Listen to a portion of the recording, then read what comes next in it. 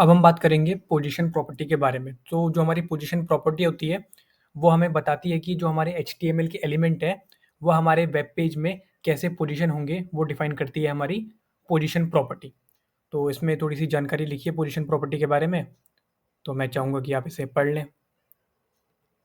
The position property specify the type of position method. तो अब बात ये है कि हमारे पास 5 तरीके की पोजीशंस होती हैं सीएसएस पोजीशन प्रॉपर्टी के अंदर। मैं इनको एक बार इसमें खोल लेता हूँ। सबसे पहली पोजीशन होती है हमारी स्टैटिक पोजीशन, फिर होती है हमारी दूसरी पोजीशन फिक्स्ड, फिर होती है हमारी स्टिकी, फिर होती है हमारी रिलेटिव, फिर होती है हमारी एब्सोल्यूट। तो ऐसे करके हमारे पास 5 तरीके की पोजीशन होती हैं। तो ये 5 तरीके की पोजीशन होती है, लेकिन इसके अलावा हमारे पास 4 तरीके की प्रॉपर्टीज और भी होती हैं, जो कि होती हैं टॉप, बॉटम, राइट और लेफ्ट। तो इनको हम समझते हैं सबसे पहले। मेरा वाइट बोर्ड,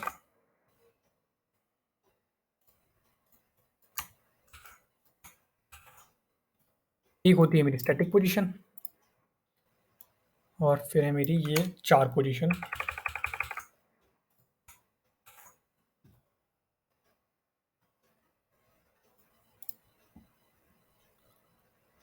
और फिर है मेरी ये कुछ properties top, bottom, right, left.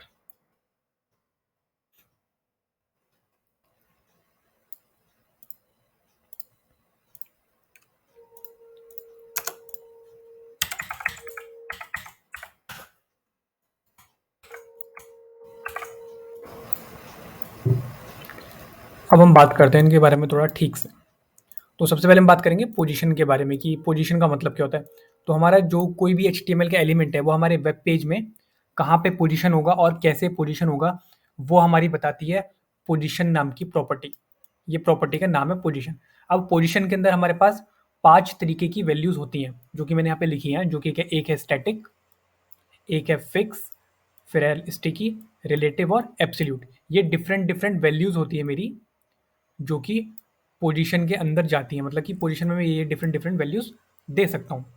तो अब हम इनके बारे में एक-एक करके आराम से बात करेंगे कि वो प्रॉपर्टी क्या है और कैसे ये काम करती हैं। उससे पहले कि हम इन प्रॉपर्टीज़ के बारे में जानें, हमारे पास कुछ और प्रॉपर्टीज़ भी होती हैं, जो कि मेरे यहाँ राइट हैंड साइड में लिखी हैं, जिनका नाम है टॉप, बॉटम, राइट और लेफ्ट। तो अब इनके बारे में दोबारा एक बार ठीक से बात करते हैं। तो जो हमारी स्टैटिक पोजीशन होती है, वो हमारी बाय डिफ़ॉल्ट किसी भी एचटीएमएल एलिमेंट को डिफाइन करती है। बाय डिफ़ॉल्ट हमारे सारे जो एलिमेंट होते हैं, उनकी पोजीशन सेट होती है स्टैटिक। तो उसका तो हम कभी यूज़ करने नहीं वाले, क्योंकि ये नॉर्मल जैसे हम डिस्प्ले ब्लॉक लिखते हैं, वैसी ये प्रॉपर्टी है पोजीशन स्टैटिक। ये होती है आपकी जो एलिमेंट की पहले से पोजीशन है, या फिर जो फ्लो में है। अगर मैं अपने पीडीएफ में आऊँ, तो यहाँ पे मैंने सारी की सारी पोजीशन को डिफाइन कर रखा है। तो हम अगर पहली स्टैटिक पोजीशन देखेंगे, तो लिखा है यहाँ पे HTML element are position static by default. तो जो बाय डिफ़ॉल्ट पोजीशन होती है हमारे एचटीएमएल एलिमेंट की, हम उनको बोलते हैं स्टैटिक। तो यहाँ पे हो गया हमारा स्टैटिक। अब हम बात करेंगे हमारी जो बची प्रॉपर्टीज़ है। हमारी एक है फिक्स प्रॉपर्टी।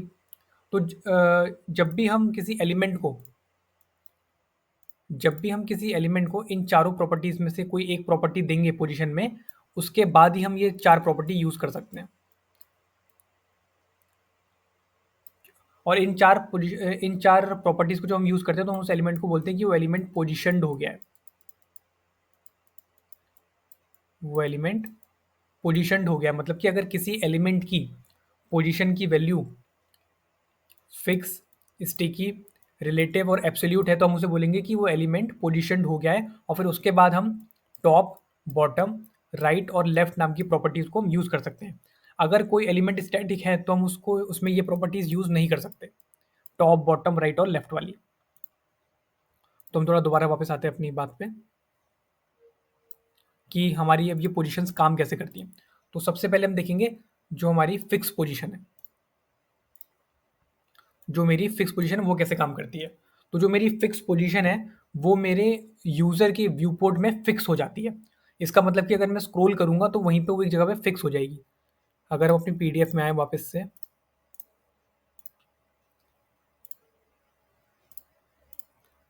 तो यहाँ पे अगर हम फिक्स की डेफिनेशन देखें तो an element with position fixed is positioned relative to the viewport. तो जितना भी ये अभी वाइट वाइट, अगर अभी अपने वेब पेज में आए तो ये जितना भी वाइट वाइट एरिया आ रहा है इसे हम व्यू पोर्ट बोलते हैं। तो इसको लेके वो पोजीशन फिक्स हो जाती है। तो हम इसको देखते हैं कि हम इसे कैसे कर सकते हैं। अपने कोड में आते हैं। तो फिक्स देखने के लिए पहले मुझे क्या चाहिए, मुझे स्क्रॉल के लिए चीज़ें चाहिए। तो मैं लिख देता हूँ लॉरेम 500। ओके, और ऊपर लिख देता हूँ H1 में लिख देता हूँ C S S position property. क्या अब स्क्रॉल आया? अब भी स्क्रॉल नहीं आया। थोड़े से उसमें लेटर्स और बढ़ा देते हैं।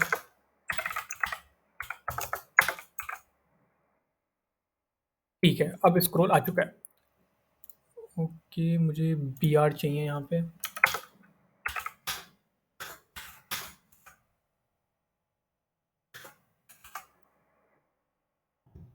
अब मैं देखूंगा तो अच्छा खासा मेरे पास स्क्रॉल आ चुका है।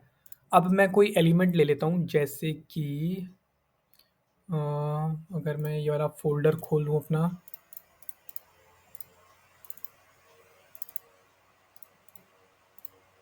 तो इसमें मेरे पास दो फोटोज़ हैं। एक है IMG2 और एक है मेरी IMG4। तो जो मेरी IMG2 वाली है मैं उसको फिक्स ले लेता हूँ। मैं यहाँ पे आता हूँ और यहीं पे मैं लिखता हूँ IMG।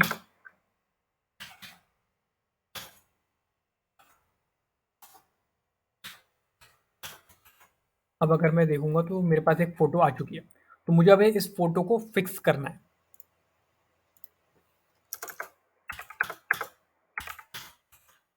मैं जल्दी से अपनी स्टाइल शीट में आऊँगा, और क्योंकि मेरे पास एक ही इमेज है अभी, तो मैं डायरेक्ट टैग का नाम ले लेता हूँ इमेज। और पहले तो मैं उसको एक विड्थ दूंगा, थोड़ा छोटा कर देता हूँ, 400 पिक्सल।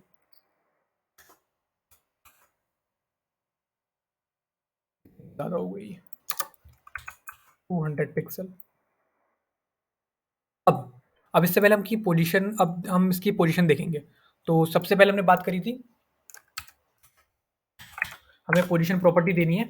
और बाय डिफ़ॉल्ट क्या होता है, स्टैटिक पोजीशन पहले से होती है। अगर मैं इसे सेव करूँगा तो मेरे वेब पेज में कुछ भी नहीं होगा, क्योंकि पहले से स्टैटिक पोजीशन रहती है उनकी। अब जो दूसरी पोजीशन में बात कर रहे थे जिसका नाम था फिक्स, तो फिक्स से क्या होता है, वो मेरे जो मेरा व्यू पोर्ट है उसको लेके वो उसकी पोजीशन फिक्स कर देगा। देखो मैं स्क्रॉल करूँगा तो वो इमेज वहीं की वहीं रहेगी। मैं इसमें अगर थोड़े से और लेटर्स बढ़ा देता हूँ।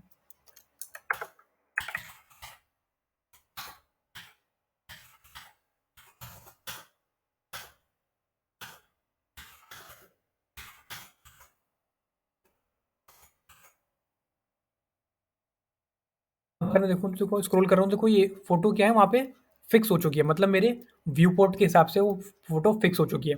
लेकिन अब इसे हम मूव कैसे कराएंगे, तो इसको जब हमें मूव कराना होगा तो फिर हम वाली प्रॉपर्टीज का यूज करेंगे जो हमने पढ़ी थी, जो कि है मेरे पास टॉप, बॉटम, राइट और लेफ्ट। अब ये काम कैसे करती है एक बार देख लेते हैं इसको छोटा सा बना के। मान लेते हैं मेरे पास अभी कोई एलिमेंट है, ये मैं रेड से बना रहा हूँ, ये मेरा एक एलिमेंट है। और इसकी पोजीशन मैंने पोजीशन कर दिया है। पोजीशन कर दिया का मतलब क्या है, मैंने इसकी पोजीशन फिक्स, स्टिकी, रिलेटिव और एब्सोल्यूट में से एक दे रखी है। तो उसके बाद ही मैं टॉप, बॉटम, राइट और लेफ्ट का यूज़ कर सकता हूँ। तो जब मैं इसका यूज़ करूँगा तो इसमें जैसे हमारे पास वैसी प्रॉपर्टीज़ थी मार्जिन में, ये भी एकदम सेम टू सेम वर्क करती हैं। टॉप, बॉटम,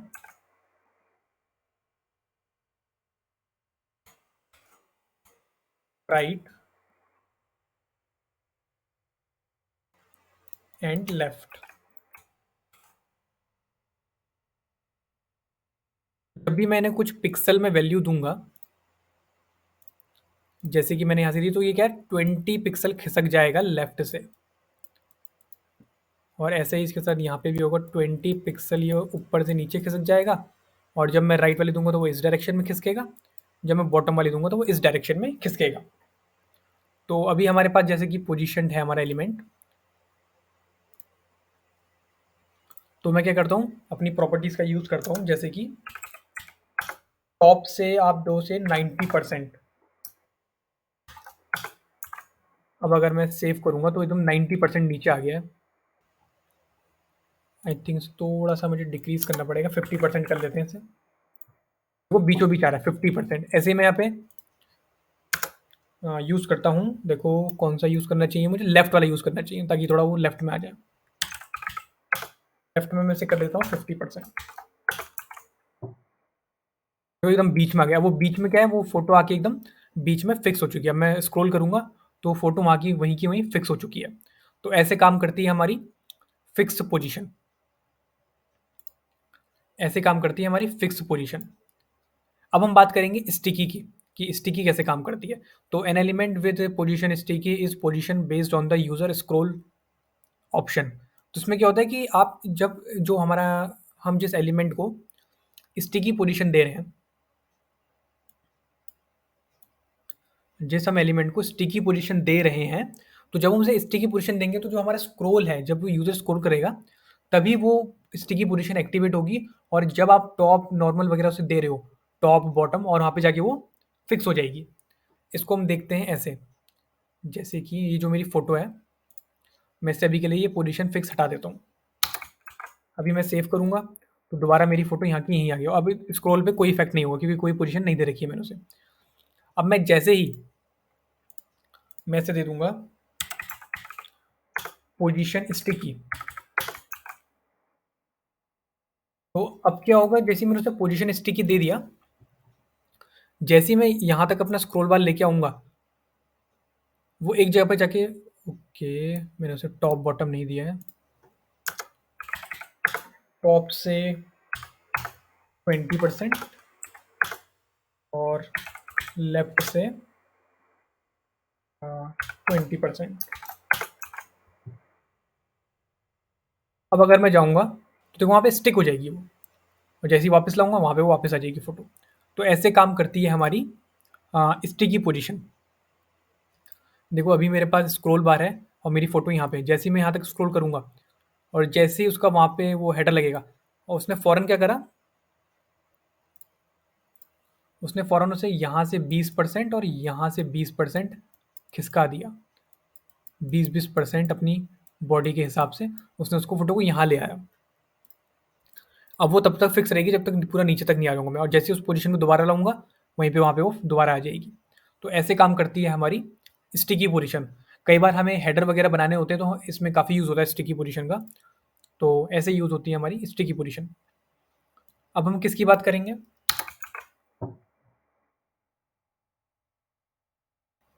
थोड़ा-सा वापस आ जाते हैं इसमें अपने। अब हमने इस फिक्स की बात कर ली, हमने स्टिकी की बात कर ली, और रिलेटिव तो पहले से होती है, उसको बात करने की ज़रूरत नहीं है। अब 2 बहुत इम्पोर्टेंट पोजीशंस हैं, जिसका नाम, एक का नाम है रिलेटिव और एक का नाम है एब्सोल्यूट। तो इन दोनों को देखने के लिए हमें थोड़ा-सा अपना कोड चेंज करना पड़ेगा क्योंकि वो वैसे नॉर्मल दिखेंगे नहीं हमें। तो मैं सब कुछ हटा देता हूँ दोबारा से।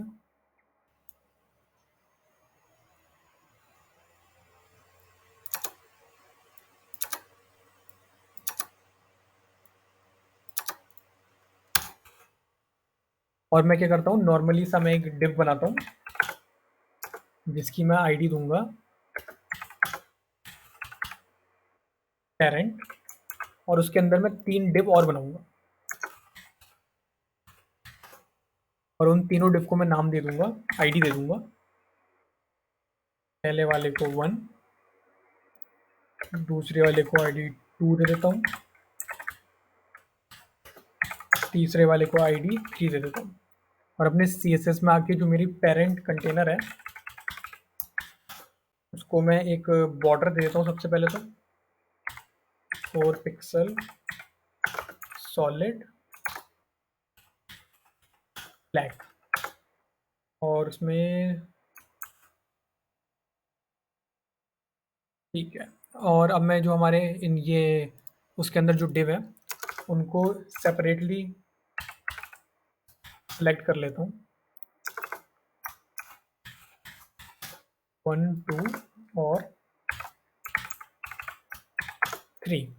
तो पहले 1 की बात करते हैं, उसे मैं एक हाइट दे देता हूँ, और मैं उसे एक विड्थ दे देता हूँ, ज़्यादा नहीं, 100 पिक्सल की हाइट और विड्थ दे देता हूँ, और एक बैकग्राउंड कलर दे देता हूँ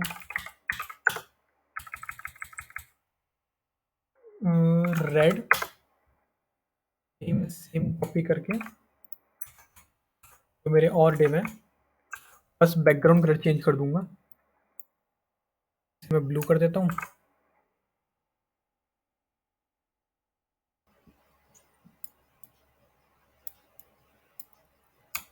इसे मैं पिंक कर देता हूँ। तो अभी मेरे पास कुछ ऐसा आ गया है, इसमें मैं हल्की सी पैडिंग दे देता हूँ, पैडिंग 20 पिक्सल। क्योंकि अब ये मेरे सारे के सारे एक ही लाइन में आ रहे हैं, तो इनको I mean different different line में आ रहे हैं, तो इनको एक ही लाइन में लाने के लिए मैं क्या करूँगा, सबके अंदर प्रॉपर्टी दूंगा डिस्प्ले इनलाइन ब्लॉक, क्योंकि मैंने उनको हाइट और विड्थ भी दे रखी है इसीलिए। और मैं इसको उसमें जाके हर उसमें कॉपी कर दूंगा। अब क्या है, मेरे ये एक लाइन में आ रहे हैं, और ये जो मेरा पेरेंट कंटेनर है मैं उसकी विड्थ भी दे देता हूँ 50%, और हल्की सी इसे मार्जिन दे देता हूँ ताकि थोड़ा बीच में आ जाए कंटेनर। अब बहुत अच्छे से मैं समझा पाऊंगा कि कुछ काम कैसे करती है मेरी रिलेटिव और एब्सोल्यूट पोजीशन। तो इसे बहुत ही ज़्यादा ध्यान से देखना, क्योंकि ये बहुत ज़्यादा कंफ्यूजिंग होती है। तो सबसे पहले हम बात करेंगे हाँ, सबसे पहले हम बात करेंगे रिलेटिव पोजीशन के बारे में। तो ये रिलेटिव पोजीशन क्या होती है, तो हम पहले अपनी थोड़ी पीडीएफ में आएंगे। अगर हम इसमें रिलेटिव की डेफिनेशन देखें, तो इसमें लिखा है हमारा an element with position relative is positioned relative to its normal position. तो किसी एलिमेंट को जब भी हम किसी एलिमेंट को रिलेटिव पोजीशन देते हैं, तो वो अपनी रिलेटिव पोजीशन से मूव करना स्टार्ट कर देता है जब उसे हम टॉप बॉटम देंगे, ऑफ कोर्स। जैसे कि मेरे पास कोई ये एलिमेंट है, तो अगर मैं इसको रिलेटिव पोजीशन दूंगा तो ये कहाँ से मूव करना शुरू करेगा, अपनी इसी पोजीशन से जो कि इनिशियल होगी इसकी, आई लिख देता हूँ। और फिर मैं जैसे जैसे टॉप बॉटम राइट लेफ्ट दूंगा, ये वैसा बिहेव करेगा। जैसे कि मैं इसे दे दूंगा टॉप से और लेफ्ट, टॉप और लेफ्ट दूंगा तो ये कुछ यहाँ पे आके आ जाएगा, तो ये यहाँ पे आके रिलेटिव हो जाएगा। तो अब हम इसको देखते हैं हम कैसे करेंगे। तो ये जो मेरा डायग्राम है या फिर मेरा ये जो कोड है, इसमें जो ब्लू वाला बॉक्स है, मैं इसको पोजीशन रिलेटिव रिलेटिव दूंगा। तो पहले मैं आऊँगा और यहाँ पे आके पोजीशन और रिलेटिव लिख दूंगा। देखो कुछ फ़र्क नहीं पड़ा, क्योंकि वो एलिमेंट वहीं का वहीं है, क्योंकि मैंने इसे टॉप राइट वगैरह नहीं दिया है। अब मैं इसे देता हूँ टॉप से 50 पिक्सल और लेफ्ट से 50 पिक्सल। अभी मैं इसको सेव नहीं कर रहा हूँ। अब जैसे ही मैं इसे क्या कहते हैं, सेव करूँगा अपने प्रोग्राम को, तो वो क्या करेगा, इससे पहले क्या करेगा, जो ब्लू बॉक्स है, क्योंकि मैंने क्या दे रखी है उसे, दो चीज़ें दे रखी है मैंने, टॉप से 50 पिक्सल दे रखा है उसे एक, और फिर मैंने उसे लेफ्ट से दे रखा है 50 पिक्सल। तो वो क्या करेगा, जो उसकी करंट पोजीशन है उससे वो रिलेटिव हो जाएगा, और फिर कहाँ फिर मूव करना शुरू करेगा। पहले वो टॉप से 50 पिक्सल आएगा, मेरे ख्याल से यहाँ कुछ होगी उसकी 50 पोजीशन, और फिर वो लेफ्ट, मतलब कि यहाँ से तो धक्का लगेगा ना लेफ्ट से, तो फिर वो यहाँ पे आ जाएगा। आई थिंक यहीं पे कुछ आना चाहिए उसे। अब अगर मैं यहाँ अपना कोड सेव करूँगा, तो यहीं पे आ गया वो। पहले वो क्या है, 50 पिक्सल नीचे आया, और फिर वो लेफ्ट से गया 50 पिक्सल लेफ्ट, फिर वो यहाँ पे आके आ गया। अब ये यहाँ पे कैसे आया, अपनी ये वाली पोजीशन से रिलेटिव होके। पहले वो यहाँ पे था जहाँ मैं ये डब्बा बना रहा हूँ, तो उससे वो रिलेटिव होके यहाँ पे आ गया है। तो ऐसे मेरी काम करती है मेरी रिलेटिव पोजीशन, ऐसे मेरी काम करती है मेरी रिलेटिव पोजीशन। अब इसमें देखने वाली बात ये है कि ये रिलेटिव तो हो गया है, लेकिन इसने अपना स्पेस नहीं छोड़ा है। यहाँ पे अगर हम देखें, तो इसने अपना स्पेस नहीं छोड़ा है, मतलब वहाँ पे वो अभी भी है। हमने एक लेक्चर पहले ही पढ़ा था कि हमारे पास दो तरीके के चीज़ों को गायब करने के तरीके होते हैं। एक होता है हमारा विजिबिलिटी हिडन, और एक होता है हमारा डिस्प्ले नन। तो उसमें भी हमने ऐसी कुछ पढ़ा था कि स्पेस एक में ऑक्यूपाई रहता है और एक में स्पेस ऑक्यूपाई नहीं रहता है। तो हमें अब ध्यान रखना है कि जब भी हम किसी एलिमेंट को रिलेटिव पोजीशन देते हैं, तो पहले तो वो अपनी करंट पोजीशन से चलना शुरू करता है। ये जो उसकी इनिशियल पोजीशन है या करंट पोजीशन बोल रहा हूँ, करंट तो नहीं बोलेंगे, इनिशियल बोलेंगे। तो जो उसकी पहली इनिशियल पोजीशन है, वहाँ से वो रिलेटिव हो जाता है और फिर रिलेटिव वहाँ से होता है। और दूसरी बात कि वो अपना स्पेस ऑक्यूपाई करके रखता है, वहाँ से वो हटता नहीं है। तो 2 चीज़ें हैं, हमने रिलेटिव के बारे में पढ़ ली। अब हम पढ़ेंगे एब्सोल्यूट पोजीशन के बारे में। तो एब्सोल्यूट थोड़ा-सा सेम टू सेम है रिलेटिव की तरह। तो पहले मैं क्या करता हूँ, उसको मैं सेम कर देता हूँ। अब मैं आऊँगा, अब मैं देखूँगा तो मेरा जो कोड है, कहाँ गया कोड? मेरा जो कोड है देखो एकदम सेम टू सेम हो गया पहले की तरह। तो इससे पहले हम पोजीशन के बारे में समझें, तो जब भी आप किसी एलिमेंट को, उसकी पोजीशन आप एब्सोल्यूट करते हो, तो वो कहाँ से पोजीशन लेना शुरू करता है अपनी? जो कि पोजीशन्ड हो उसका पैरेंट। इसका क्या मतलब है? इसका ये मतलब है कि अगर मैं अभी ब्लू को, अभी अगर मैं ये जो मेरा ब्लू डब्बा है, इसको मैं पोजीशन दे दूँ एब्सोल्यूट, तो ये क्या करेगा? सबसे पहले अपने पेरेंट के पास जाएगा। इसका पेरेंट कौन है? ये कंटेनर। और अगर इसका पेरेंट पेरेंट कंटेनर है, तो वो इसके हिसाब से पोजीशन लेना शुरू करेगा। और अगर इसका पेरेंट पोजीशन नहीं है, तो क्या करेगा? अपने पेरेंट के पास जाएगा, फिर उसको देखेगा वो पोजीशन है कि नहीं है।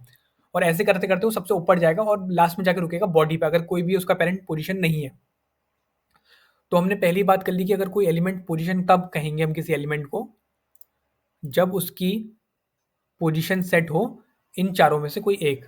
मतलब कि उसका जो पेरेंट है, या तो वो फिक्स होना चाहिए, या तो वो रिलेटिव होना चाहिए, या फिर वो स्टिकी होना चाहिए, वो रिलेटिव होना चाहिए, वो एब्सोल्यूट होना चाहिए। इन चारों में से जब कोई एक प्रॉपर्टी होगी उसके पेरेंट के पास, तो ही वो अपने पेरेंट्स से रिलेटिव होगा। वरना वो क्या करेगा? अपने पेरेंट के पास जाएगा। जैसे कि मैं क्या करता हूँ, ये जो मेरा ब्लू बॉक्स है, उसको मैं पोजीशन दे देता हूँ एब्सोल्यूट। अब देखो जो मेरा ये है डिव, ये क्या है? ये वाला डिव है। तो इसको मैंने पोजीशन दे दी एब्सोल्यूट। अभी क्या करेगा? अपने पेरेंट के पास जाएगा, इसका पेरेंट ये है। देखेगा क्या इसकी पोजीशन है, तो देखो इसमें तो हमने पोजीशन दे नहीं रखी, तो इसका मतलब ये पोजीशन्ड नहीं है। क्योंकि बाय डिफ़ॉल्ट इसकी पोजीशन स्टैटिक है, इसलिए पोजीशन नहीं है। फिर ये अपने पेरेंट के पास जाएगा, बॉडी के पास, और फिर यहाँ से वो पोजीशन लेना शुरू करेगा। अब मैं अगर अपने कोड में वापस जाऊँगा, तो देखो यहाँ पे ब्लू कहाँ चले गया? हाँ, तो देखो अभी यहाँ पे क्या हुआ कि जो मेरा ब्लू है वो मेरा पोजीशन्ड हो चुका है। अगर हम, क्योंकि मैंने इसे टॉप राइट लेफ्ट नहीं दिया है, तो ये जो मेरा बॉडी को लेके है, बॉडी वाला टैग है, उसको लेके पोजीशन्ड हो चुका है। और जो मेरा दूसरा वाला ब्लॉक था, जो कि मेरा यहाँ पे था, वो यहाँ पे आ चुका है।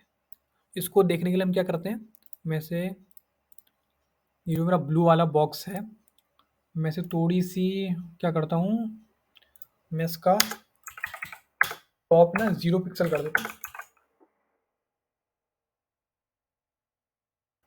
ये देखो, जो मेरा पिंक वाला बॉक्स है वो मेरा खिसक गया, और जो मेरा ये जो ब्लू, जो जिस पे मैंने पोजीशन एब्सोल्यूट लगाई थी, वो एकदम ऊपर आ गया।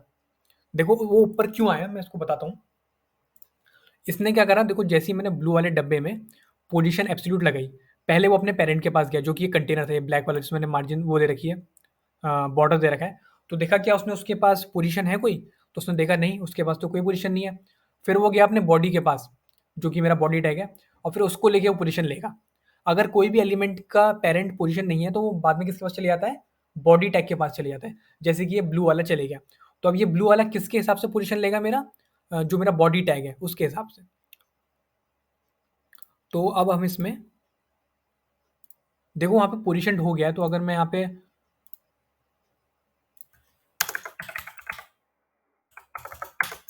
ऐसा कुछ कर दूँ, तो देखोगे तो वहाँ पे पोजीशन है, वो फिक्स नहीं हुआ है, वहाँ पे बस पोजीशन्ड हो गया है वो। मतलब कि वहीं पे वो टिक गया है। और यहाँ अगर हम नीचे आएँगे, स्क्रॉल करेंगे, तो देखो नॉर्मल सा हमारा जैसा है, और वहाँ पे वो आके पोजीशन हो चुका है। अभी तो मैंने टॉप दे दिया, अब मैं इसे लेफ्ट दे देता हूँ, लेफ्ट 0। क्या करेगा? वो लेफ्ट में चले जाएगा। ये देखो लेफ्ट में चलेगा, क्योंकि वो अपने, जो मेरा पेरेंट है, जो कि ये पूरा व्हाइट-व्हाइट होता है, उसको लेके पोजीशन ले रहा है। इसे मैं कर देता हूँ राइट 0।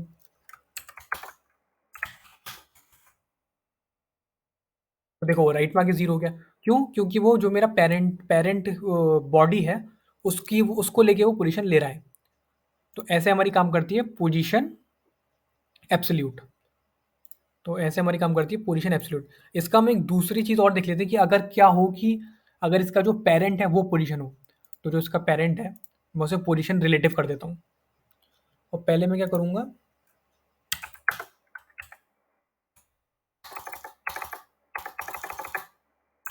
मैं सेव कर देता हूँ। हाँ, इसमें एक और बात ये भी है कि वो अपना जब स्पेस छोड़ता है तो अपना स्पेस ऑक्यूपाई करने देता है और लोगों को, जैसे कि पॉप 0 पिक्सल। तो अगर हम दोबारा आएँगे तो जो रिलेटिव थी हमारी पोजीशन, रिलेटिव में क्या था उसने अपना स्पेस ऑक्यूपाई करा था, तो वो इस पिंक वाले को यहाँ पे आने नहीं दे रहा था। पहले क्या था देखो, मेरा ये रेड वाला बॉक्स ऐसे था, ये मेरा रेड वाला बॉक्स है, बीच में था मेरा ये ब्लू वाला बॉक्स, फिर सबसे कोने में था मेरा कौन-सा, ये पिंक वाला बॉक्स। तो जब मैंने पोजीशन को रिलेटिव करा, तो उसने क्या करा, ये जो ब्लू वाला बॉक्स है यहाँ से वो हिला, लेकिन क्या करा, उसकी स्पेस ऑक्यूपाई रहा वहाँ पे, मतलब कि वहाँ पे कोई और एलिमेंट नहीं आ सकता। इसीलिए जो मेरा पिंक था वो जब मैंने रिलेटिव करा तो यहाँ वो पोजीशन ऑक्यूपाई नहीं कर पा रहा था। चाहे आप उसको कहीं भी घुमा दो, ब्लू वाले डब्बे को यहाँ घुमाओ, कहीं घुमाओ, लेकिन वो जगह ऑक्यूपाई को करके रखेगा वहाँ पे। लेकिन ऐसा केस नहीं है मेरा किसमें, लेकिन ऐसा मेरा केस नहीं है पोजीशन एब्सोल्यूट में। एब्सोल्यूट में क्या है, जब वो मूव करता है तो वो अपनी जगह भी छोड़ देता है और वहाँ का जो स्पेस है वो भी छोड़ देता है। इसलिए जो पिंक वाला है वो भी यहाँ पे आ चुका है। तो जो मेरा जो मेरा एब्सोल्यूट, जो मेरी पोजीशन एब्सोल्यूट है वो अपनी जगह ऑक्यूपाई नहीं करता और रिलेटिव अपनी जगह ऑक्यूपाई करके रखता है। तो ये भी एक डिफरेंस है इनके बीच में, रिलेटिव और इनके बीच में। अब मैं क्या बात करूँगा, अब मैं बात करूँगा क्या हो कि अगर जो उसका जो ब्लू है, उसका जो पेरेंट है, जो इसमें ये मैंने बॉर्डर दे रखा है ब्लैक, उसको अगर मैं कुछ पोजीशन दे दूँ तो वो पोजीशन कैसे लेगा? इसके बारे में बात करते हैं। तो मैं क्या करता हूँ, जो पेरेंट है उसको मैं पोजीशन कर देता हूँ रिलेटिव। अब क्या हुआ, जो मेरा ये देखो, जिसको मैंने इसको मैंने पोजीशन एब्सोल्यूट दे रखी है और जो उसका पेरेंट है वो पोजीशन हो चुका है, तो वो अपने पेरेंट के पास नहीं जाएगा। जैसे ही उसका पेरेंट पोजीशन मिल गया उसे, वो क्या करेगा, उस पेरेंट को लेके रिलेटिव हो जाएगा। अब मैं अगर जाके देखूंगा, इसको मैं अभी के लिए हटा देता हूँ। तो देखो अभी वो, अभी मैं इसको टॉप 0 पिक्सल, देखो यहीं पे वो बॉक्स देखो जो ब्लू वाला है, अब वो क्या होगा, अब इस पेरेंट कंटेनर को लेके वो रिलेटिव होगा। मतलब जब आपने पोजीशन एब्सोल्यूट दे दिया और उसका जो पेरेंट है वो पोजीशनड है, तो वो एब्सोल्यूट पोजीशन कहाँ से लेगा, अपने पेरेंट कंटेनर को लेके वो पोजीशन लेगा। देखो टॉप 0, अब मुझे इसको यहाँ लेफ्ट में लाना है तो मैं इसे लेफ्ट 0 दे देता हूँ।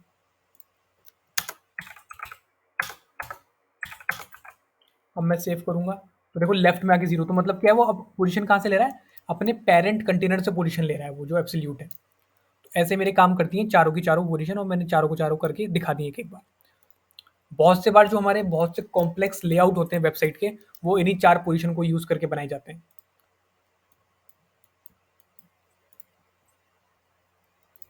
तो अब हम आगे बढ़ते हैं। ये हमारी पोजीशन के बारे में थोड़ी जानकारी लिखी है, और ये मेरी पोजीशन फिक्स, ये हम कैसे किसी को पोजीशन वगैरह देते हैं, और यहाँ पे शॉर्ट्स नोट दे रखे हैं पोजीशन के बारे में, तो ये भी पढ़ लेना। और यहाँ पे बहुत अच्छे डायग्राम से बता भी रखा है कि कौन सी पोजीशन कैसे काम करती है। देखो फिक्स वाली कैसे फिक्स हो जाती है किसी एक जगह पे, और एब्सोल्यूट वाली कैसे करती है, रिलेटिव वाली कैसे करती है, देखो अपना स्पेस ऑक्यूपाई करके रख रही है, इसमें दिखा रखा है, और स्टैटिक वाली जो बाय डिफ़ॉल्ट ब्राउज़र में होती है हमारे। तो यहाँ पे बहुत सारी अच्छी खासी जानकारी लिखी है पोजीशन के बारे में, तो इस सबको पढ़ लेना क्योंकि पोजीशन जो है वो बहुत इंपॉर्टेंट टॉपिक है। इंपॉर्टेंट लिख देता हूँ उसके ऊपर, बहुत इंपॉर्टेंट टॉपिक है, तो इसको अच्छे से पढ़ना पोजीशन को। अब हम आगे बढ़ते हैं। अब हम पढ़ेंगे जेड इंडेक्स के बारे में। तो उससे पहले हम जेड इंडेक्स के बारे में पढ़ें, मैं ये जो अपना ये सब कुछ है इसे ठीक कर दूँ एक बार। हाँ, तो हम अब पढ़ेंगे जेड इंडेक्स के बारे में। तो क्या होता है, जो जेड इंडेक्स होता है वो हमें बताता है कि हमारा कौन सा एलिमेंट हमारी स्क्रीन के कितने ज़्यादा ऊपर होगा, और इसकी यूनिट हमारी किस में होती है, न्यूमरिक वैल्यू में हमारी इसकी यूनिट होती है। बाय डिफ़ॉल्ट क्या होता है, हमारे जितने भी एचटीएमएल के एलिमेंट होते हैं, उन सबकी जो जेड इंडेक्स होती है वो बाय डिफ़ॉल्ट 1 पे फिक्स होती है। जो कि उन्हें मिलती है डिफ़ॉल्ट सीएसएस से। अब हम इस ज़ेड इंडेक्स को चेंज कर सकते हैं। तो जितना ज़्यादा आपका ज़ेड इंडेक्स होगा, उतना जो आपका एलिमेंट है वो उतना ऊपर आएगा स्क्रीन के। जैसे कि हम यहाँ पे देखते हैं हमारे पास 3 एलिमेंट है, एलिमेंट 1, एलिमेंट 2 और एलिमेंट 3। तो जिसका ज़ेड इंडेक्स जितना ज़्यादा है, देखो जो मेरा तीसरा वाला ज़ेड इंडेक्स है, ज़ेड ये तीसरा एलिमेंट है, इसका जो ज़ेड इंडेक्स है वो 3 है। क्योंकि ये न्यूमेरिक वैल्यू हो सकता है। ये न्यूमेरिक वैल्यू कहाँ से कहाँ तक हो सकता है? ये न्यूमेरिक वैल्यू प्लस इनफाइनाइट से लेके माइनस इनफाइनाइट तक हो सकता है। नॉर्मली हम क्या करते हैं ना, कुछ नंबर देते हैं, जैसे कि 1 2 3 4 5 6, ऐसे हम इनको कुछ नंबर्स देते हैं। तो दोबारा अपने डायग्राम पे आते हैं। अब अगर हम अपने डायग्राम में देखेंगे तो हमारा जो तीसरा एलिमेंट है, उसको जेड इंडेक्स 3 दे रखा है। इसका मतलब कि उसकी वैल्यू ग्रेटर है इन दोनों से। देखो इसकी 1 है और इसकी 2 है, इसकी 3 है, इसीलिए ये सबसे ऊपर दिख रहा है जो 3 वाला है। तो ये थोड़ा सा कंफ्यूजन क्रिएट कर रहा है कि इसका मतलब क्या है। तो सबसे पहले तो इसकी जानकारी वानकारी पढ़ लेना, यहाँ पे जो लिखी है। हम इसका थोड़ा प्रैक्टिकल करके देखते हैं। मैं अपने इसमें वापस आता हूँ और मैं क्या करूँगा कि थोड़ा सा ये जो ब्लू वाला बॉक्स है, इसको मैं पोजीशन करता हूँ रिलेटिव। टॉप से देता हूँ 50 पिक्सल और लेफ्ट से देता हूँ 50 पिक्सल। देखो अभी मेरे पास कुछ ऐसा है। अभी बाय डिफ़ॉल्ट क्या है, जितने भी मेरे एचटीएमएल के एलिमेंट हैं, चाहे ये हो, चाहे ये हो, चाहे ये हो, इनका ज़ेड इंडेक्स कितना है अभी? 1 है। अब मैं क्या चाहता हूँ, जो मेरा ये पिंक वाला बॉक्स है, ये मेरा ऊपर दिखे, मतलब कि जो लेयर है मेरी पिंक वाले बॉक्स की, वो मेरी ब्लू वाले से ऊपर दिखे। तो मुझे क्या करना पड़ेगा, मुझे उसका ज़ेड इंडेक्स बढ़ाना पड़ेगा, जो मेरा ब्लू वाला है। तो बाय डिफ़ॉल्ट ब्लू वाले की 1 है, क्योंकि सारे सारे एलिमेंट की 1 ही रहती है। तो मैं क्या करूँगा, उसे 2 कर दूँगा। मैं यहाँ पे आऊँगा और इसमें लिखूँगा ज़ेड इंडेक्स 2। तो अभी अगर हम देखें तो मेरा एलिमेंट कुछ ऐसा है, ब्लू वाला ऊपर है और पिंक वाला पीछे है। जैसे ही मैं उसका ज़ेड इंडेक्स बढ़ाऊँगा तो वो ज़्यादा ऊपर आ जाएगा मेरा पिंक वाला। अब मैं इसे सेव करता हूँ।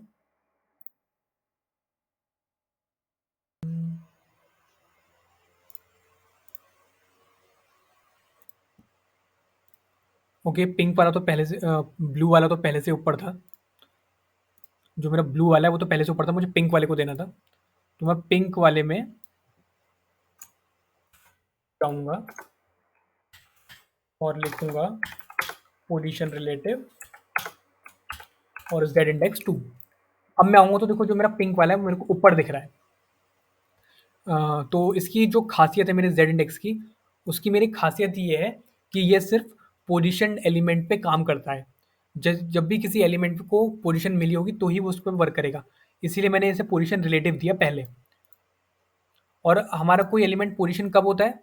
जब उसको पोज़ीशन की वैल्यू उसकी फ़िक्स, स्टिकी, रिलेटिव और एब्सोल्यूट में काम करती है। बाय डिफ़ॉल्ट स्टैटिक रहती है, इसलिए मुझे चेंज करनी पड़ी पोज़ीशन। ये देखो मैंने यहाँ पे चेंज कर लिया पोजीशन रिलेटिव। तो जेड इंडेक्स तभी काम करेगा जब आपके एलिमेंट की पोजीशन स्टैटिक के अलावा कोई और होगी। तो अभी हमने ऐसे ही करा। जो मेरा पिंक था, मैंने उसका जेड इंडेक्स कितना बढ़ा दिया, 2 कर दिया, इसलिए मुझे वो ऊपर दिख रहा है हमारे ब्लू वाले बॉक्स से। तो ऐसे ये काम करता है। देखो अगर मैं इसे जेड इसको ज़्यादा दे दूंगा, जेड इंडेक्स में से 10 कर देता हूँ, तो मेरे ब्लू वाला ऊपर दिखने लगेगा। तो यही काम करता है हमारा जेड इंडेक्स, की कौन सा एलिमेंट कितना ऊपर दिखेगा वो डिफाइन करता है एक न्यूमेरिक वैल्यू में। और उसके लिए क्या होना चाहिए, आपका जो एलिमेंट है वो पोजिशनड होना चाहिए, तभी ये काम करेगा। और आप जैसे जितना उस जेड इंडेक्स दोगे उतना वो काम करेगा। और ये हमारा पॉजिटिव में भी हो सकता है और नेगेटिव में भी हो सकता है। तो बाय अकॉर्डिंग जैसे आपको प्रेफर करता है वैसे आप उसको यूज़ करेंगे जेड इंडेक्स को। तो ऐसे हमारा जेड इंडेक्स काम करता है और लेयर्स में काम करता है। अब हम आगे बढ़ते हैं। जेड इंडेक्स हमारा हो गया। इसमें ध्यान रखना कि जेड इंडेक्स सिर्फ पोजीशनड एलिमेंट में काम करता है, पोजीशन पे काम करता है। अगर कोई एलिमेंट बाय डिफ़ॉल्ट स्टैटिक है तो वो उस पे काम नहीं करेगा। पहले आप उसको स्टैटिक से चेंज करो, रिलेटिव में करो या किसी और में करो, फिर जाके आप उसे जेड इंडेक्स दो। अब हम आगे बढ़ते हैं ओवरफ्लो। तो ओवरफ्लो को हम समझने के लिए क्या करते हैं, पहले हम इसका एक एग्जांपल देखते हैं कि हमारी प्रॉब्लम क्या है। पहले मैं अपने उसमें आता हूँ कोड में और सब कुछ रिमूव कर देता हूँ।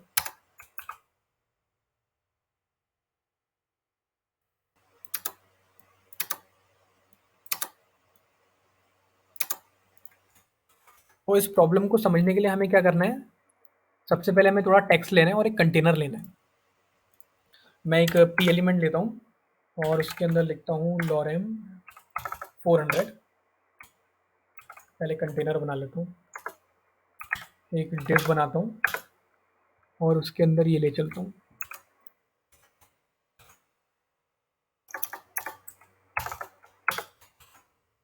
अब अगर मैं अपने वेब पेज में आऊँगा तो मेरे पास 400 वर्ड्स जनरेट हो चुके हैं। अब मैं इसे कुछ हाइट और विड्थ दे देता हूँ। पहले क्या करता हूँ, मैं जो div है उसको एक बॉर्डर दे देता हूँ। पहले उसे हाइट दे देता हूँ कुछ, और कुछ विड्थ दे देता हूँ। 400 पिक्सल की हाइट और 600 पिक्सल की विड्थ, और इसे एक बॉर्डर दे देता हूँ मैं 4 पिक्सल सॉलिड ब्लू। अब मैं आऊँगा तो देखो, हाँ यही कंडीशन है मेरी। थोड़ा सा मैं इसका टेक्स्ट रिमूव कर देता हूँ। हाँ, तो अभी हम बात करेंगे हमारे ओवरफ्लो कैसे काम करता है। तो जब भी आपका जो कंटेनर है उसके अंदर का जो कंटेंट है वो कंटेनर से बाहर निकलना शुरू हो जाए, तो उसमें हमारी हेल्प करता है ओवरफ्लो। तो ओवरफ्लो कुछ करता नहीं है, बस वो क्या होता है, स्क्रॉल बार जो हमारा ये होता है, स्क्रॉल बार ये जैसे दिख रहा है यहाँ पे, ये जो स्क्रॉल बार है वो क्रिएट कर देता है। तो उसको हम समझते हैं कि ये कैसे काम करता है।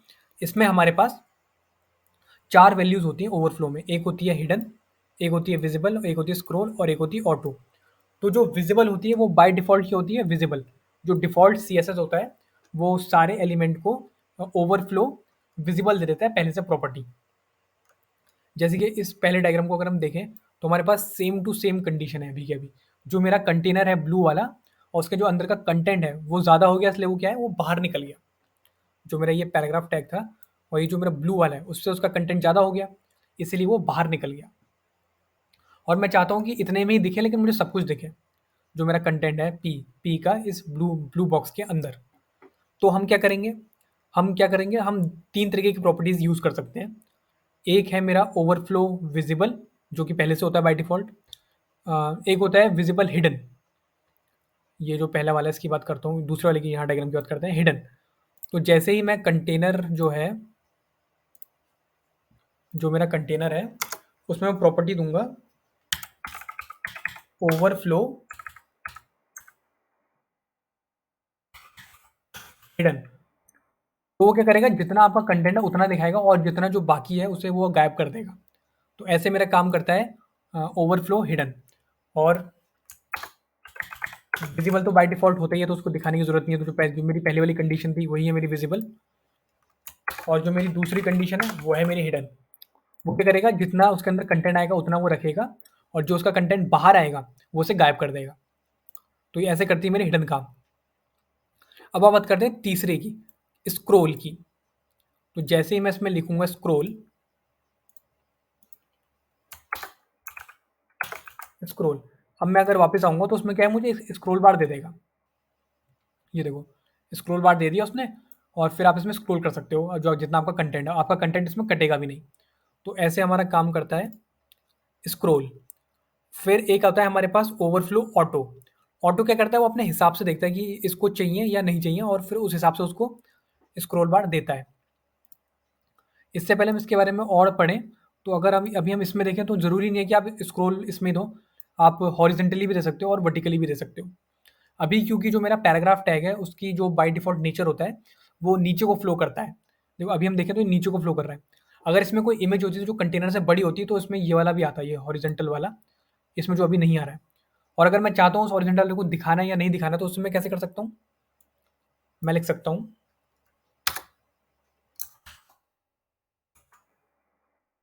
मैं लिख सकता हूँ ओवरफ्लो एक्स, और यहाँ पे कर देता हूँ हिडन। जो एक्स वाला है वो हिडन हो जाएगा, और ओवरफ्लो वाई उसको मैं कर देता हूँ स्क्रॉल। अब अगर मैं देखूंगा तो जो मेरा एक्स एक्सिस में वो नहीं आ रहा है, सिर्फ वाई एक्सिस में आ रहा है। जैसे कि हमें पता है कि हमारे पास दो एक्सिस होती हैं, ये जो वाली है इसे हम कहते हैं एक्स एक्सिस, और ये जो हमें खड़े में मिलती है इसे हम बोलते हैं वाई एक्सिस।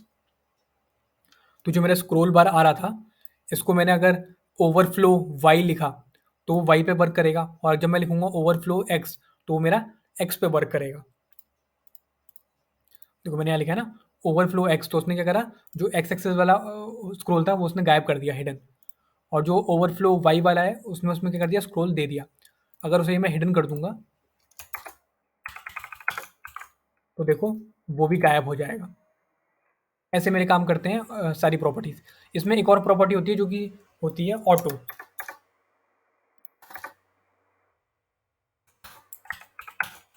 ऑटो क्या करती है, वो अपने हिसाब से देखती है कि कहाँ पे उसे स्क्रॉल बार देना है। जैसे कि उसको पता है कि अब इसमें एक्स एक्सिस में देना है, तो उसने एक्स एक्सिस में दे दिया, और वाई एक्सिस में नहीं दिया क्योंकि इतना कंटेंट ही नहीं है कि उसे वाई एक्सिस में मूव कराना पड़े, आई मीन एक्स एक्सिस में। इसलिए उसने उसको वाई एक्सिस में दिया है सिर्फ, ये देखो वाई एक्सिस में दे रखा है और एक्स एक्सिस में नहीं दिया है उसने स्क्रॉल।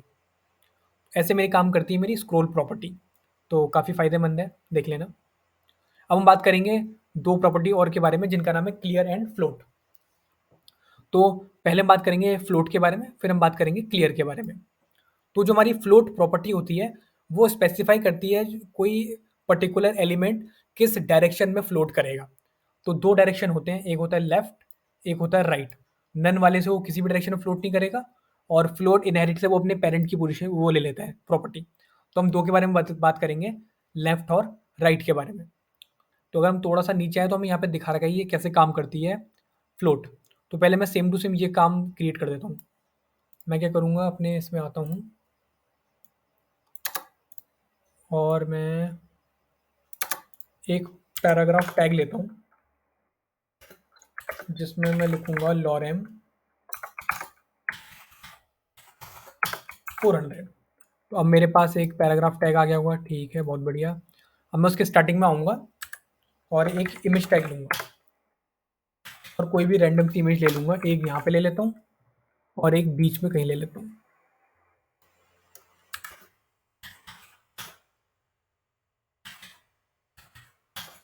और इन दोनों को मैं आईडी दे देता हूँ, दोनों ही इमेजेस को। IMG1 इसको दे देता हूँ, और ये जो दूसरी वाली इमेज है इसे देता हूँ IMG2। यहाँ आके मैं उन दोनों इमेजेस को सिलेक्ट कर लेता हूँ।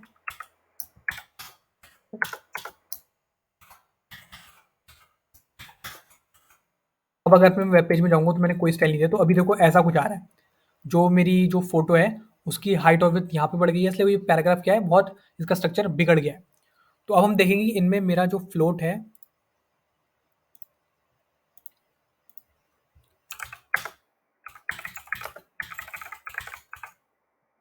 फ्लोट प्रॉपर्टी,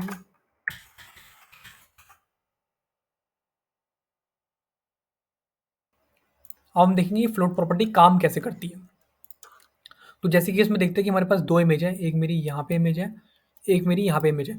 तो क्या करती है, उस डायरेक्शन में उसको फ्लोट करा देती है। जैसे कि जो मेरी पहली इमेज है उसको देखते हैं, हमारे पास दो वैल्यूज हैं, एक है, हम किसी भी फ्लोट को दो प्रॉपर्टी दे सकते हैं, एक है लेफ्ट, एक है राइट।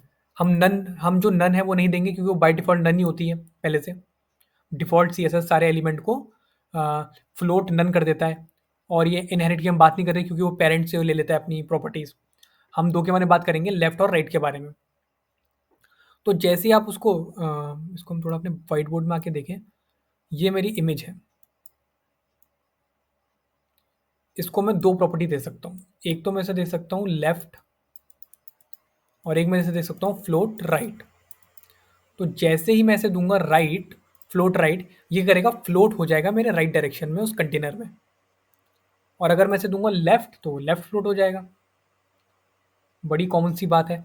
अभी मैं क्या करता हूँ, इसमें आता हूँ, और जो मेरा ये जो इमेज है ये मेरी पहली वाली इमेज है, इसमें मैं क्या करूँगा, ये रही मेरी पहली इमेज, और मैं इसे कर दूंगा फ्लोट लेफ्ट। अब मैं अगर देखूंगा तो देखो ये फ्लोट लेफ्ट हो गया और सारा कंटेंट जो उसका आगे को आ गया है। आई थिंक अभी पता नहीं चल रहा होगा, तो मैं इसे एक बार कमेंट करता हूँ। और अब देखो तो ये देखो अभी मेरी यहाँ पे इमेज है और नीचे से इसका सारा सब कुछ शुरू हो रहा है। ये देखो, अब मैं इसे राइट कराता हूँ फ्लोट, ताकि इसे अच्छे से पता चले कि फ्लोट आखिर काम कैसे करता है। राइट मैंने करा, अब देखो उसने करा, जो मेरी फोटो थी उसको राइट में फ्लोट करा दिया और यहाँ सारा कंटेंट ले आया। ये देखो, इसको अगर मैं थोड़ी सी इसकी हाइट और विड्थ कम कर देता हूँ,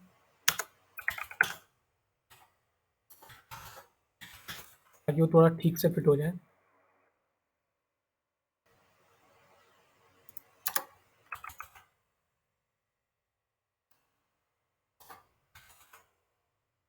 ये देखो अभी क्या है, एकदम देखो परफेक्टली वो क्या है, राइट में फ्लोट हो गया है। अब जैसे ये जो दूसरी वाली मेरी इमेज है, मैं उसके साथ भी ऐसे ही करता हूँ। आता हूँ, सबसे पहले लिखूंगा विड्थ 200 पिक्सल और फिर उसे मैं फ्लोट कराऊंगा। तो मैं क्या करूँगा, लेफ्ट में फ्लोट कराता हूँ। अब वो क्या होगा, लेफ्ट में फ्लोट हो जाएगा। देखो लेफ्ट में फ्लोट हो गया। और ये सब क्या है, देखो उसके जो कंटेंट है, जो उसका साइड से आ रहा है, पहले ऐसा नहीं था। तो ऐसा ही हमारा सेम टू सेम हमारे इस डायग्राम में भी बताया गया है, जो ये वाला डायग्राम है। इसमें बस एक को लेफ्ट एक को राइट कराया, और हमने क्या करा है, हमने भी सेम करा है, एक को राइट और एक को लेफ्ट कराया है। तो ऐसे हमारी काम करती है फ्लोट प्रॉपर्टी।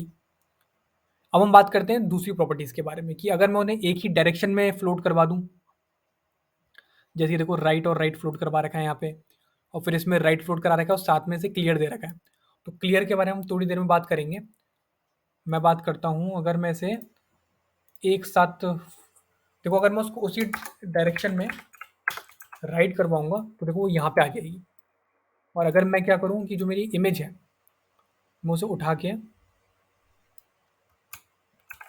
कट करूँ, और अभी मैं देखूँ क्या चल रहा है यहाँ पे। अब देखो अगर एक ही लाइन, अब वो एक ही लाइन में आ जाएंगे, क्योंकि मैंने उन्हें एक ही लाइन में लिया है। देखो अब वो एक ही लाइन में आ रहे हैं। लेकिन अब मैं नहीं चाहता कि वो एक ही लाइन में आए, मैं चाहता हूँ कि वो नीचे आए। जैसे कि हमारी पीडीएफ में दे रखा है कि देखो एक एक इमेज यहाँ है, एक इमेज यहाँ है। तो उसके लिए आप क्या यूज़ करोगे, उसके लिए आप यूज़ करोगे क्लियर प्रॉपर्टी। क्लियर प्रॉपर्टी बताती है कि जो आपके फ्लोट एलिमेंट है, देखो मैं दोबारा बताता हूँ। फ्लोट क्या है, वो बताता है कि आपकी कोई भी जो एचटीएमएल का एलिमेंट है वो कहाँ फ्लोट करेगा और वो कैसे फ्लोट करेगा। तो उसके अंदर तीन प्रॉपर्टी हैं, एक है लेफ्ट, एक है राइट और एक है नन। तो नन तो बाय डिफॉल्ट होती है, तो आप उसको कहीं पे भी रख सकते हो, तो उसमें कोई फर्क नहीं पड़ता। फिर उसके बाद दो प्रॉपर्टी आती है, एक है लेफ्ट और एक है राइट। देखो इस इमेज को अभी लेफ्ट दे रखा है, तो वो भी लेफ्ट है। अगर इसको राइट फ्लोट करा देंगे तो वो यहाँ पे आ जाएगा, और जो उसका कंटेंट है वो इस तरफ आ जाएगा पूरा। तो ऐसे फ्लोट लेफ्ट और राइट करवाते हैं हम किसी भी एलिमेंट को। अब हम बात करेंगे क्लियर की। तो क्लियर क्या बताता है कि उसके बगल का कोई एलिमेंट फ्लोट होना चाहिए या नहीं होना चाहिए। तो अभी मैं क्या करूँगा, जो मेरी इमेज 2 है, उस इमेज 2 को मैं क्या करूँगा, यहाँ आता हूँ, और जो मेरी इमेज 2 है उसमें मैं लिखूँगा क्लियर। क्लियर बताता है कि जो आपका एलिमेंट है वो किसी के बगल में फ्लोट करेगा या नहीं करेगा। तो अगर अभी मैं अपने वेब पेज में जाऊँ, तो जो मेरी ये कैट वाली फ़ोटो है जिसमें कैट उल्टी लेटी है, उसके लेफ्ट साइड में ये इमेज फ्लोट कराई है। अगर मैं इसे लिख दूँगा क्लियर लेफ्ट, आप अपने लेफ्ट में किसी भी फ़ोटो,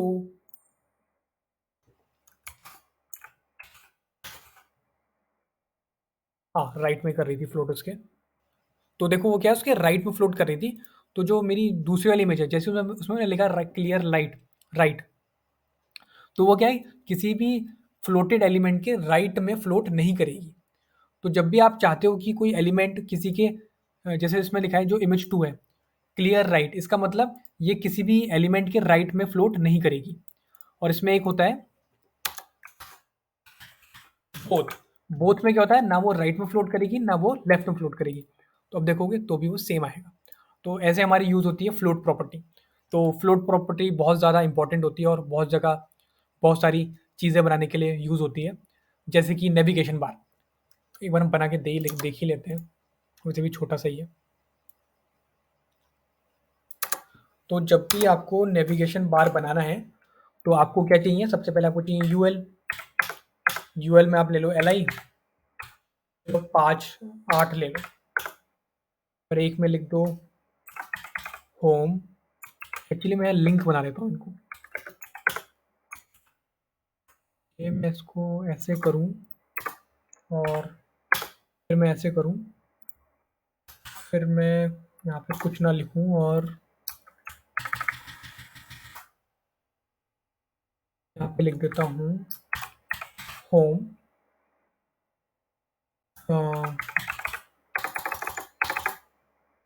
और क्या क्या होता है किसी होम पेज के उसमें नेविगेशन बार में, देख लेते हैं एक बार। नेव बार किसी में मुझे दिख जाता कि क्या क्या है। ये अच्छा लग रहा है, home about services. Home about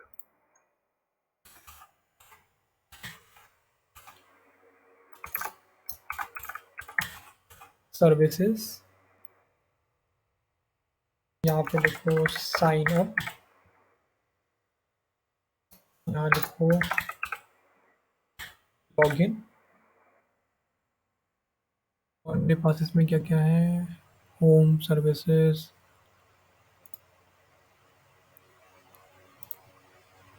user message, user message, user message, और क्या है मेरे, order saved setting, order saved setting. अभी अगर मैं सेव करूँगा तो मेरे पास एक नॉर्मल सी लिस्ट बन के आ जाएगी।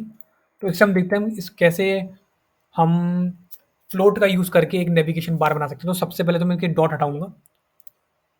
तो मैं आता हूँ और लिखता हूँ यूएल में टेक्स्ट डेकोरेशन, नहीं टेक्स्ट डेकोरेशन नहीं, डिस्क स्टाइल, और अच्छा स्टाइल होता है list style, list style type में आता है आई थिंक। इसे मैं कर देता हूँ नन। ठीक है, मेरा वो हट चुका है। और फिर मैं इनमें से ये अंडरलाइन हटाता हूँ, अंडरलाइन आ रही है इनके बीच में सब में। तो यूएल के जो डायरेक्ट चाइल्ड हैं एल आई, उनका टेक्स्ट डेकोरेशन करो नन। तो अब उनमें से ओके डायरेक्ट एल आई में लगा देता हूँ।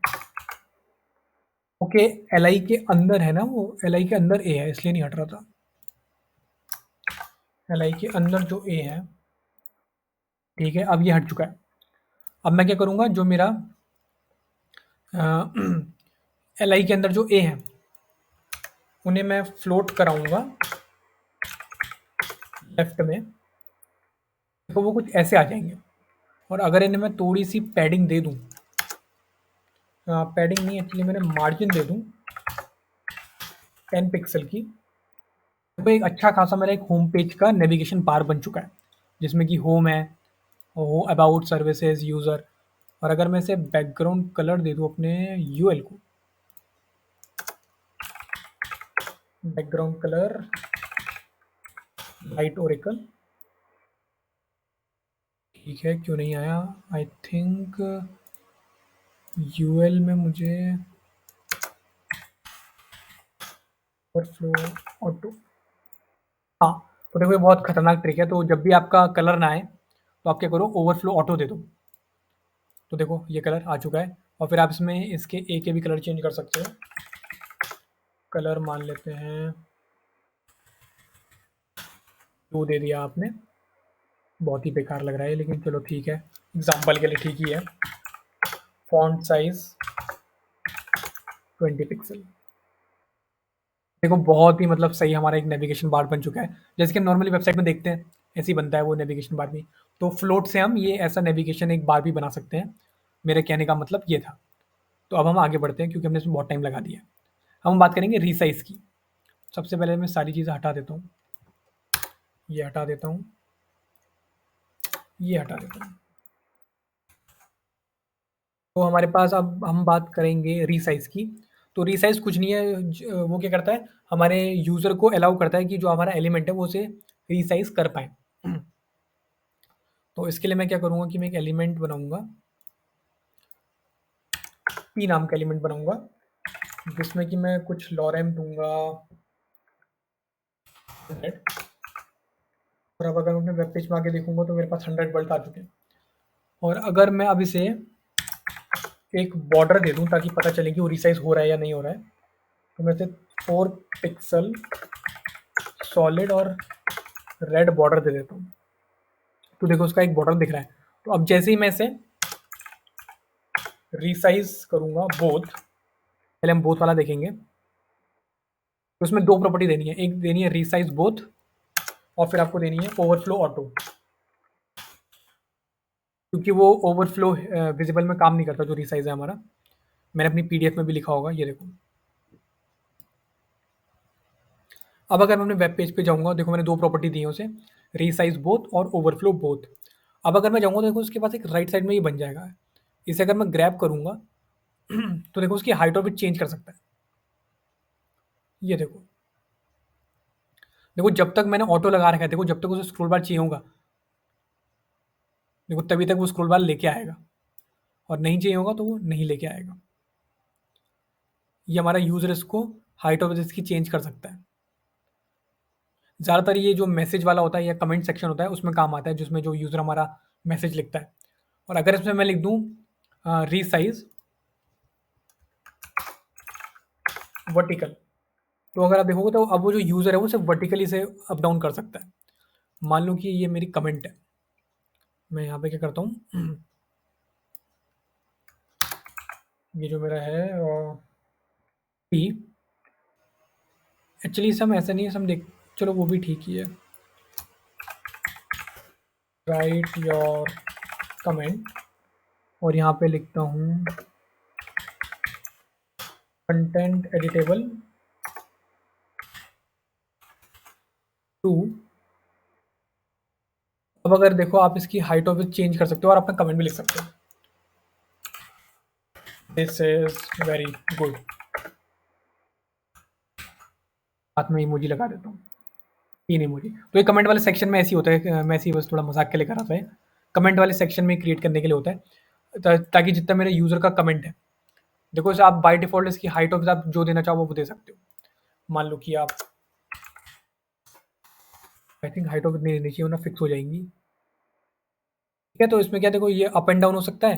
यहाँ पे अगर आप वर्टिकल लिखा है, यहाँ पे अगर आप हॉरिज़ॉन्टल लिखो, तो वो सिर्फ़ क्या है हॉरिज़ॉन्टली से रिसाइज़ कर सकता है। और जब आप लिखोगे यहाँ पे बोथ, तो क्या है वो आपने बोथ डायरेक्शन में, राइट और लेफ्ट और अप एंड डाउन दोनों डायरेक्शन में कर सकता है। तो ये होता है हमारा रीसाइज़ और बोथ। ऐसे हमारा काम करता है रीसाइज़ और बोथ। तो आई होप ये समझ में आ गया होगा, इसमें ऐसे कुछ खास बात तो है नहीं। बस इसमें देखने वाली बात ये है कि जो हमारा रीसाइज़ है, वो तभी काम करता है जब जो आपका ओवरफ्लो है, वो विज़िबल के अलावा कुछ और सेट हो। ये देखो यहाँ पे लिखा भी है where overflow equal to visible. इनके अलावा कोई और प्रॉपर्टी होगी तो ही ये रीसाइज़ काम करेगा। अब हम आगे बढ़ते हैं, अब हम बढ़ते हैं सीएसएस वेरिएबल्स के बारे में। जी हाँ, सीएसएस में भी वेरिएबल्स होते हैं हमारे। सीएसएस एक वैसे एक प्रोग्रामिंग लैंग्वेज नहीं है, एक मार्कअप लैंग्वेज है, लेकिन फिर भी उसमें सीएसएस के वेरिएबल्स होते हैं। तो हमारे पास 2 तरीके के वेरिएबल्स होते हैं सीएसएस में, जैसे कि हमारे नॉर्मल प्रोग्रामिंग लैंग्वेज में होते हैं। एक होते हैं ग्लोबल स्कोप, एक होता है लोकल स्कोप। तो सबसे पहले तो मैं ये सब हटा दूँगा, ताकि मुझे थोड़ा क्लीन दिखे। सेव और सेव। सबसे पहले हम देखेंगे सीएसएस वेरिएबल काम कैसे करते हैं। तो सीएसएस वेरिएबल को काम करने से पहले मैं थोड़ा देख लेता हूँ कि h2 लिखता हूँ यहाँ पे lorem 20 तो बहुत सारा हो गया, lorem 4, और यहाँ पे पैराग्राफ टैग बनाता हूँ, उसमें लिखता हूँ lorem 200। इसी को मैं कॉपी पेस्ट कर देता हूँ यहीं पे।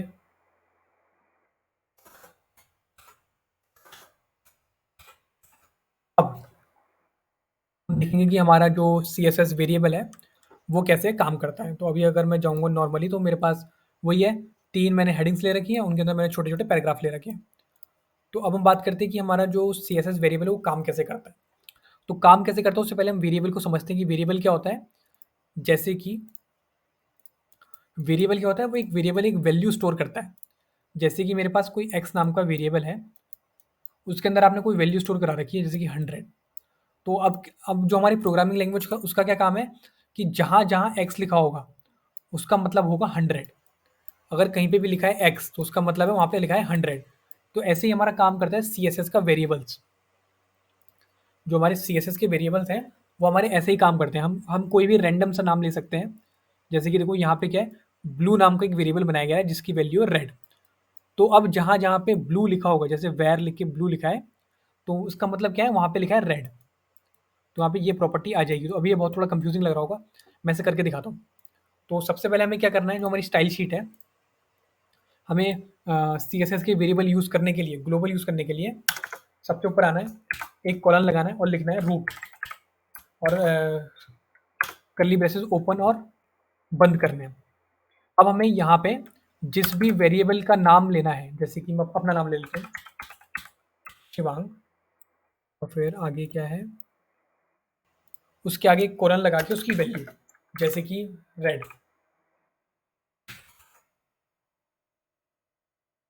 मैं सही कर रहा हूँ ना, चेक तो कर लूँ। हाँ ठीक है, ये मैं ठीक कर रहा हूँ।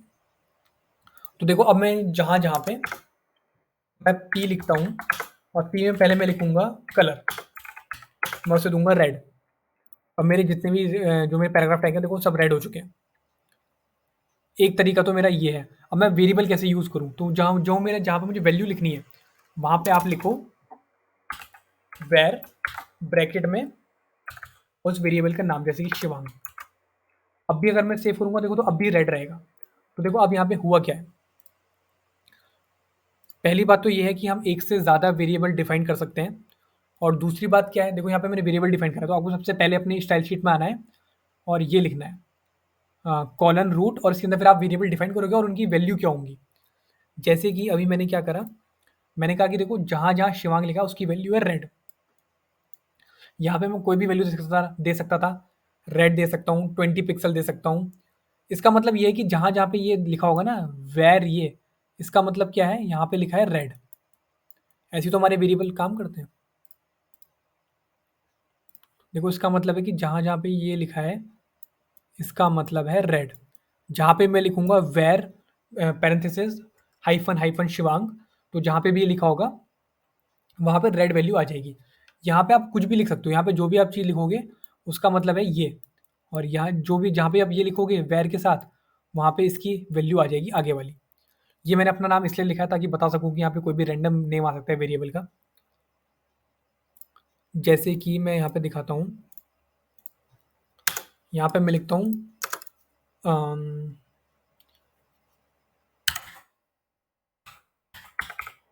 फॉन्ट का साइज,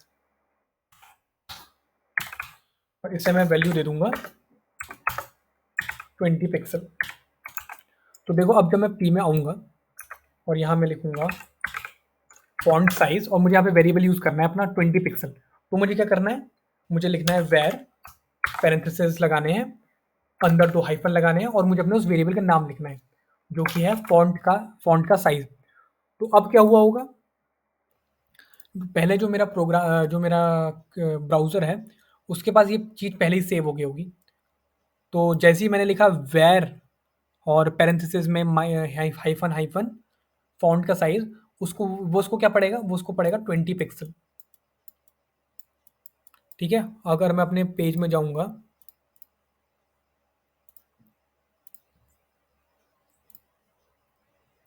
और अब मैं देखूंगा, तो देखो जो मेरा फॉन्ट साइज है पैराग्राफ टैग का, वो इंक्रीज होके क्या हो गया है, 20 पिक्सल हो गया है। यहाँ पे आप कोई भी वैल्यू दे सकते हो, मतलब आप कुछ भी, मतलब आपके मन में जो भी है, ज़रूरी नहीं है कि आप सिर्फ वैल्यू दे सकते हो, आप प्रॉपर्टी का नाम भी दे सकते हो। तो ऐसे काम करती है हमारी ग्लोबल वेरिएबल, हमारे काम करते हैं CSS में। तो अब इनका यूज़ क्या है, इनका यूज़ ये है कि आपको कोई चीज़ बार-बार चेंज नहीं करनी पड़ेगी। मान लो कि आपकी कोई वेबसाइट है, उसमें आपके पास 10-15 जगह पे ये चीज़ है, आपको कलर चेंज करना है। तो आप क्या करो, हर जगह पे वेरिएबल दे दो और कलर दे दो, और फिर आप सिर्फ यहाँ पे पोजीशन चेंज करो, जैसे ये रेड है, आप सिर्फ यहाँ पे चेंज करो ब्लू, तो देखो ब्लू हो जाएगा हर जगह। तो ये इसका फ़ायदा है। देखो अभी तो ये क्या है, आप इसको क्लास से भी कर सकते हो, लेकिन मान लो कि आपके पास अलग-अलग जगहें हैं, आपको अलग-अलग जगह कलर चेंज करना है, तो ये आपको उसमें हेल्प करेगा। आपको बस एक जगह चेंज करना है, वो आपकी हर जगह वैल्यू चेंज कर देगा। तो उसमें आपको ज़्यादा लिखना भी नहीं पड़ेगा, और ये काफ़ी कॉस्ट इफ़ेक्टिव भी हो जाएगा। तो ऐसे हमारे काम करते हैं।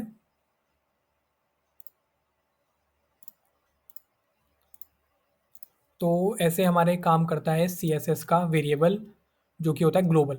एक होता है हमारा लोकल लोकल वेरिएबल। तो लोकल क्या होता है, आपको उसके अंदर ही उसे डिफाइन करना है। अभी क्या है, हम सबसे ऊपर आ रहे हैं, उसको अलग से डिफाइन कर रहे हैं, और फिर आप उसकी प्रॉपर्टी को कहीं भी यूज़ कर सकते हो उसे। एक होता है लोकल कि आप सिर्फ़ उस रैंडम पर्टिकुलर सेलेक्टर के अंदर ही उसे यूज़ कर सकते हो। जैसे कि मैं यहाँ पे लेता हूँ, अभी के लिए मैं ये हटा देता हूँ ग्लोबल वेरिएबल और यहाँ पे ये सब हटा देता हूँ। अभी मैं देखूँगा तो नॉर्मल हो गया होगा दोबारा। अब हम क्या है, हम किसका यूज़ करेंगे? ग्लोबल वेरिएबल का यूज़ करेंगे। तो उसमें क्या है, आपको क्या करना है, जो ग्लोबल हम जो रूट में लिख रहे थे सेम टू सेम वैसी ही है।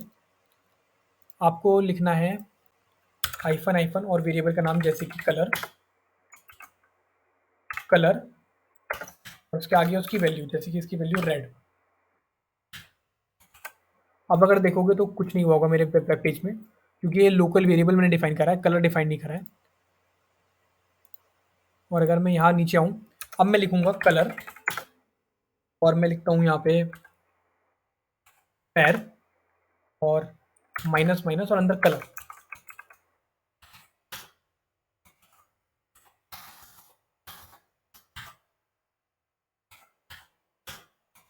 अब अगर मैं सेव करूँगा तो देखो रेड कलर हो चुका है। लेकिन इसकी प्रॉब्लम क्या है, आप इसको सिर्फ इसके अंदर यूज़ कर सकते हो। आप इसको जैसे हेडिंग में यूज़ नहीं कर सकते। हेडिंग से मैंने कौन सी हेडिंग्स ली थी? H2 मैंने लिया था।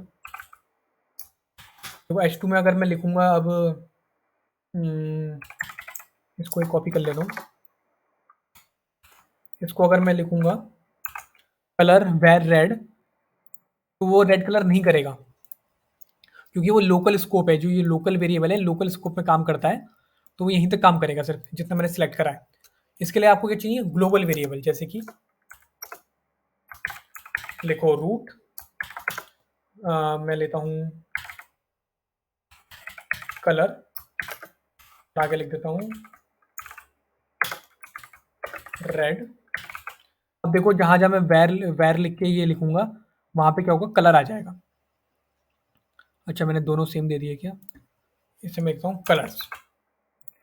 जैसे ही मैं देखो H2 में दूंगा कलर्स, तो उसका कलर चेंज करके कलर्स कर देगा। और अगर मैं इसको हटा दूँ और यहाँ पे मैं लिखूँ कलर्स, तो भी देखो उसका नीचे टेक्स्ट रेड रहेगा। और अगर मैं लिखूँ कलर, तो देखो वो टेक्स्ट कलर नहीं होगा, क्योंकि ये मेरा ग्लोबल वेरिएबल है। इसको आप वैल्यू कहीं भी यूज़ कर सकते हो किसी भी सिलेक्टर में। लेकिन जब आप किसी पर्टिकुलर एलिमेंट के अंदर जाके सिलेक्टर के जाके अंदर लिखोगे उस वेरिएबल का नाम और फिर उसे कुछ वैल्यू दोगे, तो वो यूज़ होगी, लेकिन सिर्फ इसके अंदर यूज़ होगी। उसको आप बाहर यूज़ नहीं कर सकते। देखो तो ऐसा हो गया। तो ऐसे हमारी काम करती है CSS वेरिएबल। हमारे पास एक और चीज़ होती है जिसे हम बोलते हैं फॉल बैक वैल्यू। हमारे पास एक फॉल बैक वैल्यू में कैसे सेट करते हैं? जैसे कि हम नॉर्मली वैर लिख रहे थे अभी तक, उसमें आप क्या करो, एक कॉमा देके एक और वैल्यू दे दो।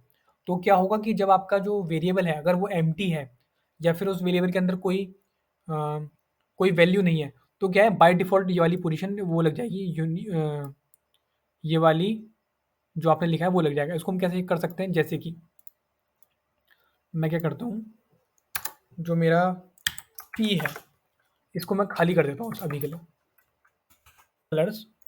और यहाँ पे मैं आता हूँ और अपने कलर देके वेर लिख के कलर्स का यूज़ करता हूँ। तो अब क्या होगा इसमें, देखो कोई कलर नहीं आएगा बाय डिफ़ॉल्ट, क्योंकि उसमें कोई वैल्यू ही नहीं है वेरिएबल में। तो आप क्या कर सकते हो, एक फॉल बैक वैल्यू भी दे सकते हो उसे, जैसे कि इसके साथ में आप लिख दो रेड। अब क्या करेगा, अगर उसमें कोई वैल्यू नहीं है या बाय डिफ़ॉल्ट वो वेरिएबल का नाम नहीं मिल रहा उसे, पहले हम देखते हैं कि अगर उसे उसके अंदर कोई वैल्यू नहीं है, तो क्या करेगा, जैसे अब आपने उसके साथ जो साथ वाली फॉल बैक वैल्यू लिखी है, वहाँ पे वो अप्लाई हो जाएगी। जैसे कि हमारी पीडीएफ में दे रखा है, जैसे पिंक लिखा है इसमें और मैंने रेड लिखा है। तो देखो क्यों नहीं आ रही है वैल्यू, आई थिंक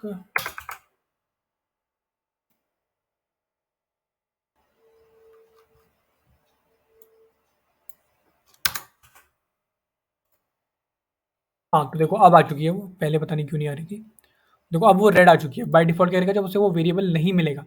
अभी मैंने क्या करा था, गलती से मैंने उस वेरिएबल को लिख दिया था, लेकिन उस वेरिएबल में कोई मैंने यूनिट नहीं दी थी, इसीलिए वो ये फॉल बैक वैल्यू को नहीं ले रहा था।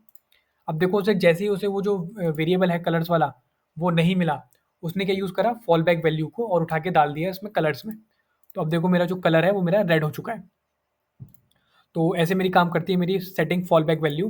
तो जब आपको लगे कि आप कुछ गलती करने वाले हो या फिर नॉर्मली नहीं देते वैसे फॉल बैक वैल्यू, और अगर आप देना चाहो तो दे सकते हो, वैसे ये सारी मर्ज़ी की बात है डेवलपर की, वो देना चाहता है या नहीं देना चाहता है। तो हमारी फॉल बैक वैल्यू जो होती है वो यही करती है, अगर आपको जो वेरिएबल है उसे नहीं मिल रहा है, तो क्या करेगी वो वैल्यू उठा के डाल देगी यहाँ। इसलिए जो मेरा है अभी वो रेड हो चुका है।